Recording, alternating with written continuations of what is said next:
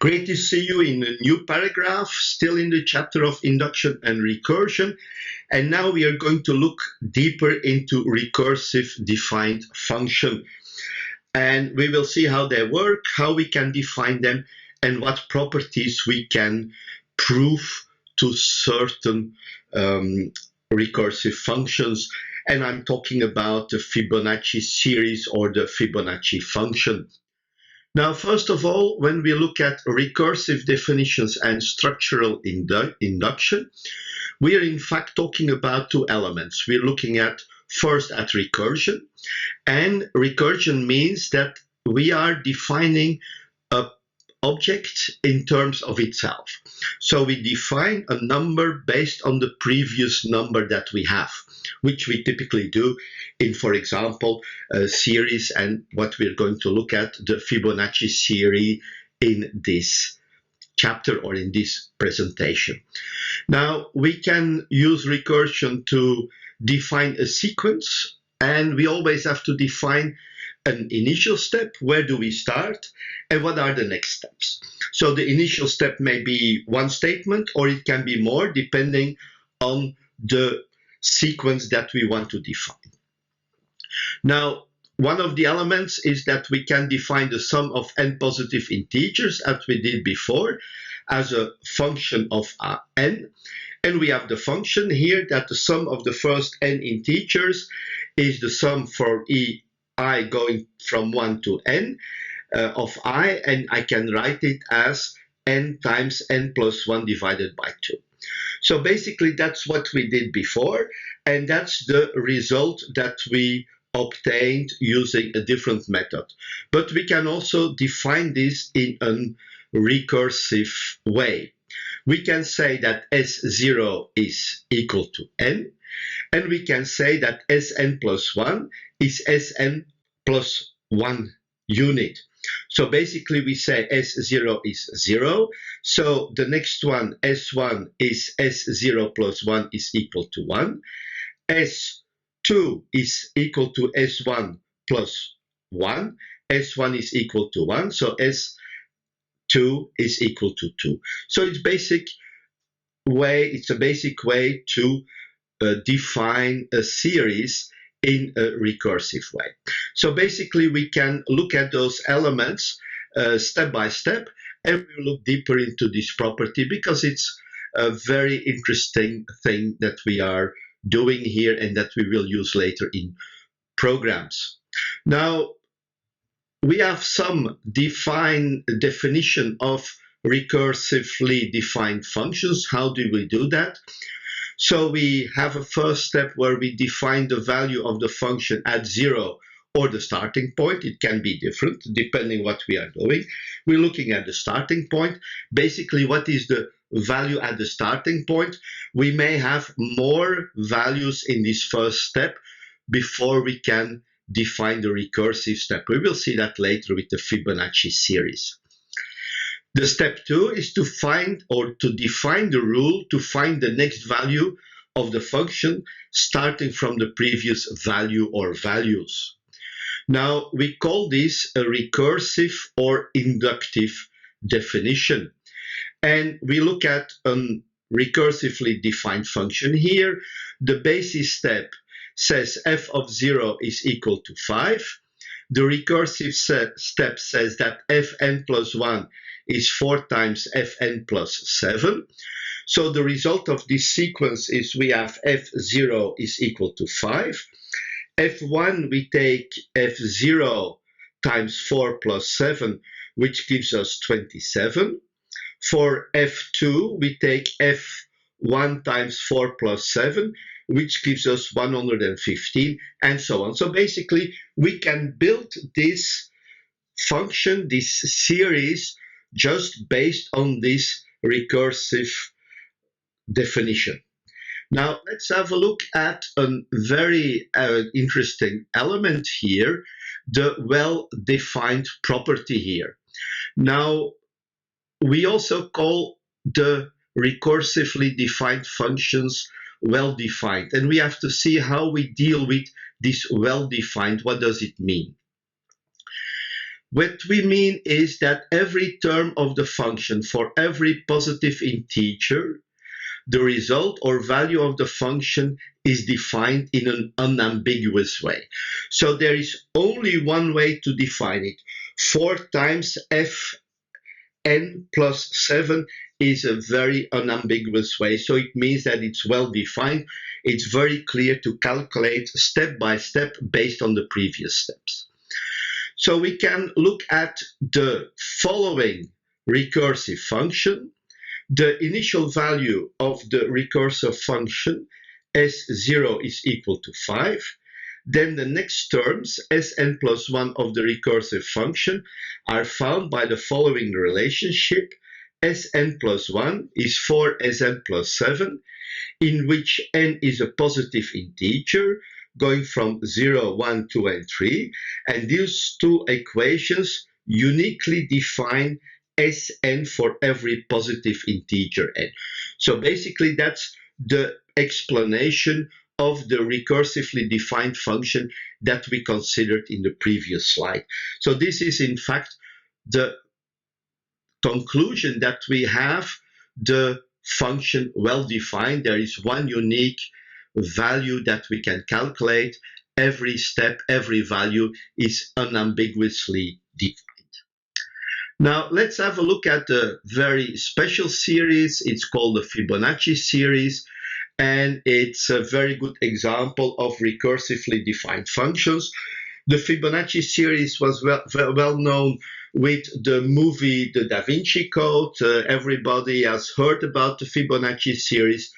Now the Fibonacci series is already very old.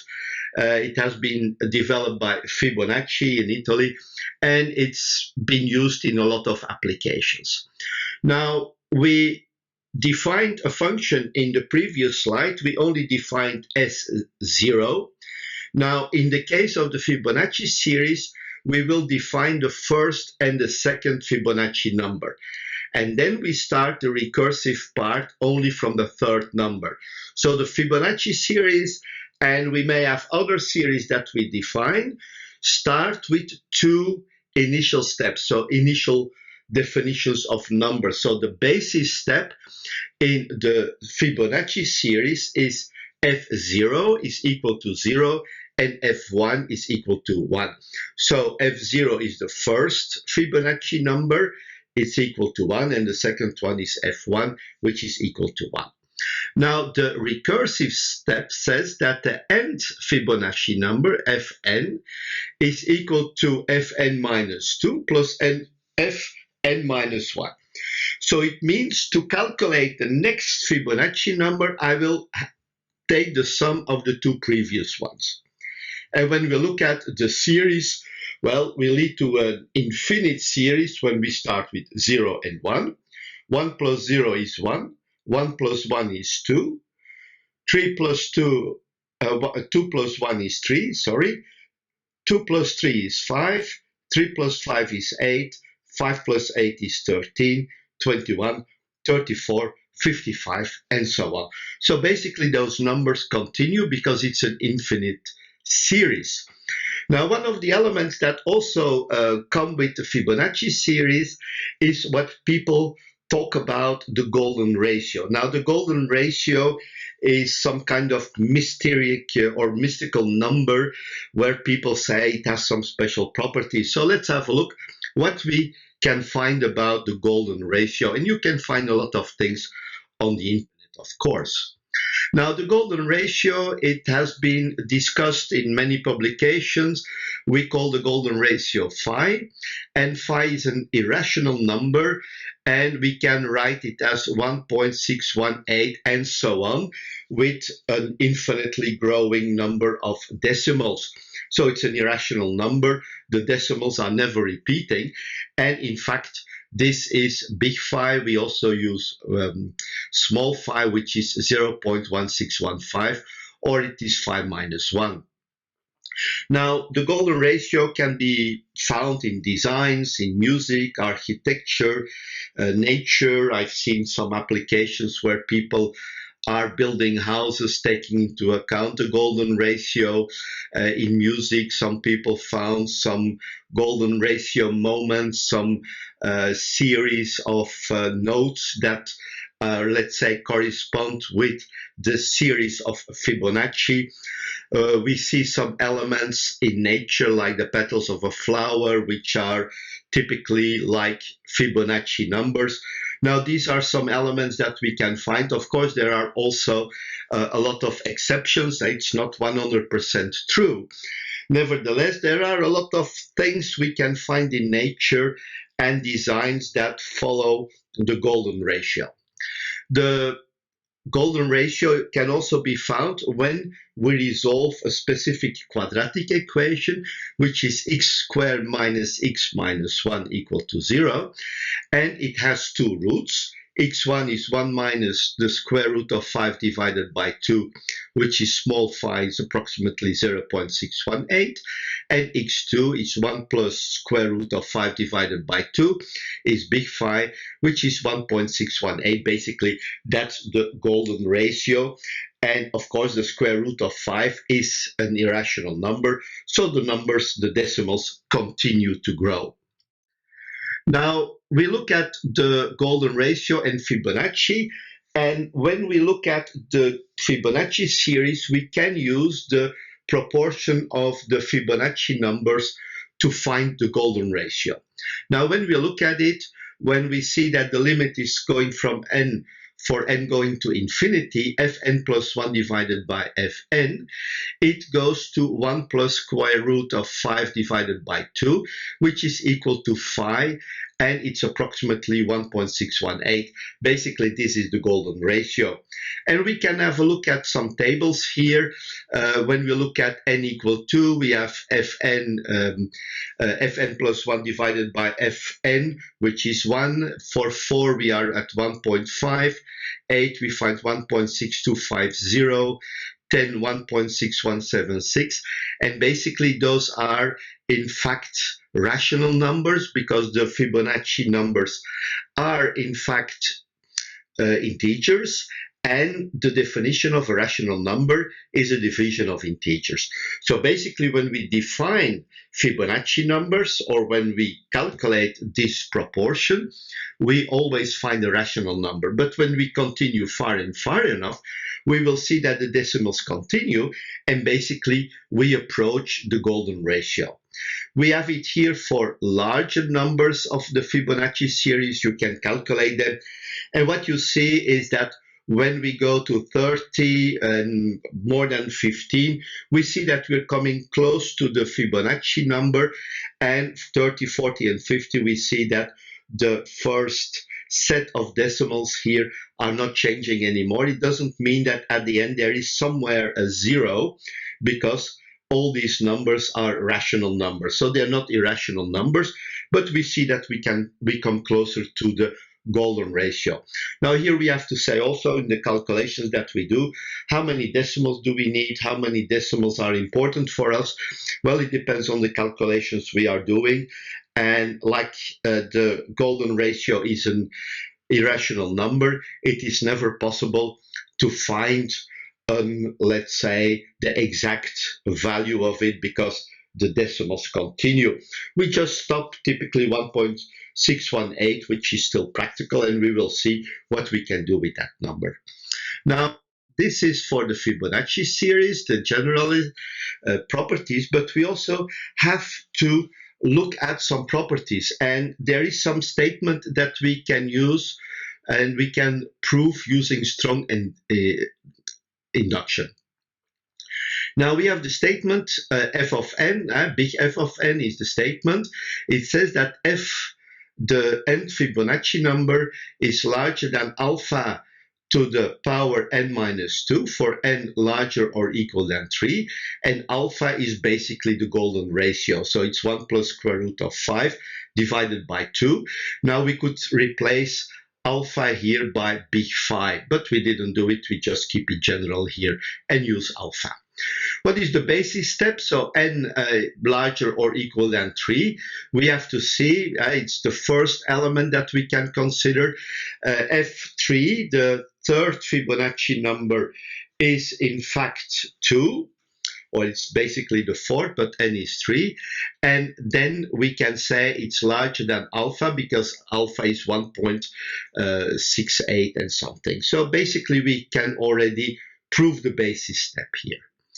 We can also consider n equal to 4, and this leads to the calculation of alpha square. And alpha square, when we finish the calculation and apply the special product formulas to this, we can say that alpha square is 3 plus square root of 5 divided by 2, and the number f4 is 3, and 3 is larger than alpha to the square. 4 minus 2 is 2, and alpha to the square is 3 plus square root of 5 divided by 2. So basically we already proven this property for f3 and f4. Now we have to look at the inductive steps. And the inductive step in strong induction, we have to assume that big F of j says that the jth Fibonacci number is larger than alpha to the power j minus 2. That is true for all j from 3 to k, and k has to be larger or equal than 4.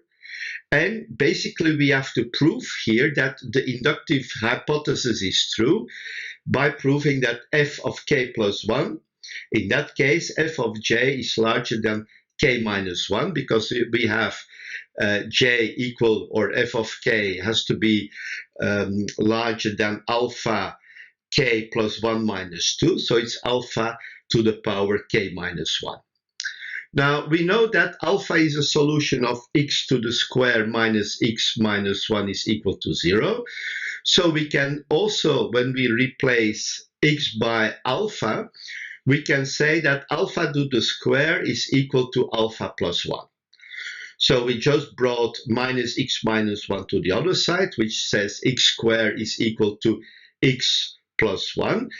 We replace x by alpha, so we find alpha squared is alpha plus 1. Now let us consider alpha to the power k minus 1. And here we can say that this is equal to alpha to the square times alpha to the k minus 1. And I can replace alpha to the square by alpha plus 1 times alpha k minus 3. So when I expand this expression, I multiply alpha with alpha to the power k minus 3, which becomes alpha to the power k minus 2, plus alpha to the power k minus 3. And based on the inductive hypothesis, we know that fk minus 1 is larger than alpha k minus 3, and fk is larger than alpha to the power k minus 2. Using this property, we also know that fk plus 1 is fk plus fk minus 1.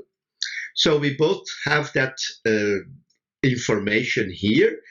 And when I replace the inequalities of fk minus 1 and fk, I can say that fk plus 1, which is equal to fk plus fk minus 1, is larger than alpha k minus 2 plus alpha k minus 3, which is basically equal to alpha to the power k minus 1. And that's basically what we wanted to prove. Here we have used the inductive hypothesis to prove that big F of k plus 1 is true, and we have completed the proof here. Now we also have another very important theorem that we can consider here. It's the theorem of Lamé. Lamé's theorem is in fact looking at the number of operations that we have to complete before we finish a solution, and how many operations do we have to complete to find the greatest common divisor using the Euclidean algorithm. Now basically what we can say is that once we determine the number of operations, we want to find the upper boundary. So we want to basically find big O of the algorithm that we are going to use. And we are using Lamé's theorem to say that the number of operations to find the greatest common divisor of two positive integers a and b is big O log b. Now let's have a look at the theorem itself. Consider two positive integers a and b with a larger than b. Then the number of divisions used by the Euclidean algorithm to find the greatest common divisor of a and b is less than or equal to 5 times the number of decimal digits in b. Now that's what we're going to use, and we have to prove first of all that this theorem is true. So the first step is we have to set a sequence of equations starting from the greatest common divisor. We can say that A is equal to R0, the remainder, the start of the sequence, is B times Q1 plus R2. So we replace B by R1, and we can say that R0 is in fact R1 times Q1 plus R2, with R2 between 0 and B. It can be equal to 0, but it cannot be equal to B. And remember that B is equal to R1. So we continue with the Euclidean algorithm. So now we take R2 and we look at all those following statements. So now we have R1 is equal to R2 times Q2 plus R3 with R3 between 0 and R2. We do the same for R2, which I can write as R index 3, Q index 3 plus R index 4, with R index 4 between 0 and R index 3. And we continue till we reach Rn minus 2, where we say that R index n minus 2 is equal to R index n minus 1 times Q n minus 1 plus the remainder R index 0 and R index n, and R index n is between 0 and R index n minus 1. So basically we find the last one, Rn minus 1, is Rn times Qn. So this is the final element. We used n divisions to find the GCD of A and B, and the GCD is Rn, and the quotients Q1 to Qn minus 1 are larger than 1, and Qn is larger or equal than 2. If not, if it would be equal to 1, then we would still have to continue, and we have a contradiction here. So basically it says that Rn is smaller than Rn minus 1, and Rn is larger or equal than 1. So basically this is what we did. We used the theorem of Euclid to find the greatest common divisor. Now let's look at the other directions. We find here Rn is larger or equal than 1, which is basically stating that Rn is larger than or equal to the Fibonacci number 2. We can also say that Rn minus 1 is larger than or equal to 2Rn, and it's larger than 2F2, which is equal to F3. So we continue. Rn minus 2 is larger than or equal to Rn minus 1 plus Rn, which is larger than the third plus the second Fibonacci number. And we continue this series till we get to the end. We can say that R2 is larger than or equal R3 plus R4, which is larger than the Fibonacci numbers n minus 1 plus n minus 2. And we also know that this Fibonacci number is Fn. So we also could do that before. F3 plus F2 is also equal to the fourth Fibonacci number. So basically at the end, we can say that R1 is equal to B, which is larger than R2 plus R3. Based on the same series, I can say that this is larger than or equal to the nth Fibonacci number plus the n minus 1 Fibonacci number, which gives us the Fibonacci number index n plus 1. So based on the property of the Fibonacci series, that Fn plus 1 is larger than alpha to the power n minus 1 for n larger than 2, and alpha is 1 plus square root of 5, we can put that in this equation. So we can prove that fn plus 1 is larger than a n minus 1 for n larger than 2 and alpha is equal to the golden ratio. So basically we can say here that b is larger than alpha n minus 1 because fn plus 1 is b. We also know that log 10 of alpha is approximately 0.205 and that this is larger than 1/5. Using this property, we can say that log 10 of b is larger than n minus 1 log 10 of alpha. Using the previous formula, it's larger than n minus 1 divided by 5. And we can suppose that b has k decimal digits, so the number of the decimal digits. We can say then that b is smaller than 10 to the power k. And when we take the logarithm base 10 of b, we can say that this logarithm is smaller than k. We bring that in the equation, so we can say that n minus 1 is smaller than 5k, which means with k an integer, we can then also say that n is smaller or equal to 5k, which concludes the proof, which says that the number of steps is big O log n. So this is basically proving the Lamé's theorem that the equation or that the number of steps is proportional or can be expressed as big O log n. So we have some interesting proofs here in this session. We used the Fibonacci series. We found a very important theorem, which is Lamé's theorem. And in the next session, we will look at recursively defined sets and structures. You're doing a great job, and I'm looking forward to seeing you in the next session. Thank you, and bye-bye.